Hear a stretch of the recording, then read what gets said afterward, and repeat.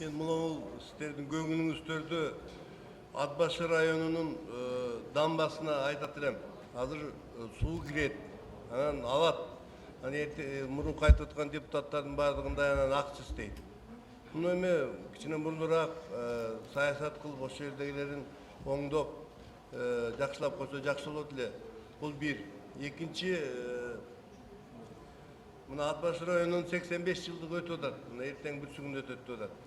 Бул ошол жерде бир Дом культура деген чоң мекеме бар.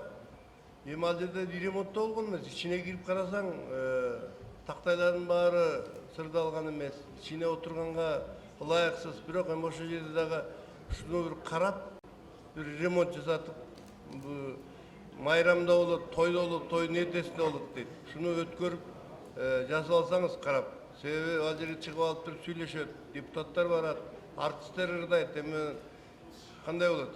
Жакшы жерде туруп ырдаса жакшы болот го дейм. Андан кийинки мына Бишкек шаарынын чордонунда болуп аткан мына Ош базарынын тегерегинде эт саткан жерде. Мына ушул жерде отурган депутаттын баары колбаса жейт. Эттин баасы 300 сом. Колбасанын баасы 280 сом. Бул эмне? Бул каяктан өзүнчө бир расходтон чыгып атабы? Ошол жерде 100 уйду алып келсе күнүнө 20сы капкара болгон эт. Акчасын сурасаң 60 сом, 70 сомдон дейт. Сиз дагы колбаса жегенде байкагыла бул жерденчи. Чынакы карабайсыз, баарыбыз эле жейбиз да. А эми получается 60-70 сомдон капкара этти ветеринарный служба туруп алып туруп берип атат. Муну шылкылдатып биз өзүбүздүн балдарга, анан кийин коноктордун астына коюп атабыз. А каякта биз макул чоңдор жеп кетет, этил спиртин кошуп туруп.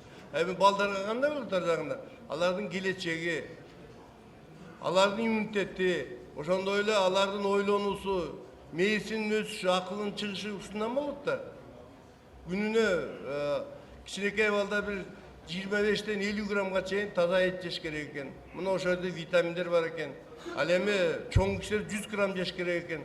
Ал эми бул жерде некачественный ветеринарный службанын эсебинен Кыргызстандын ичиндеги колбасалар ушундай таажирге келип атат. Ошон үчүн кошуна мамлекеттер Казакстан албай, башкалар албай, биз аны халал деп айтабызбы, же адал деп айтабызбы? Ушул жерде абдан чоң маселе болуп атат. Ошон үчүн урматтуу депутаттар, шуну көз карашыңарды карап, колбаса жеп атканда байкасаңар сиздер дагы, силерге да ден соолук керек. Чоң рахмат.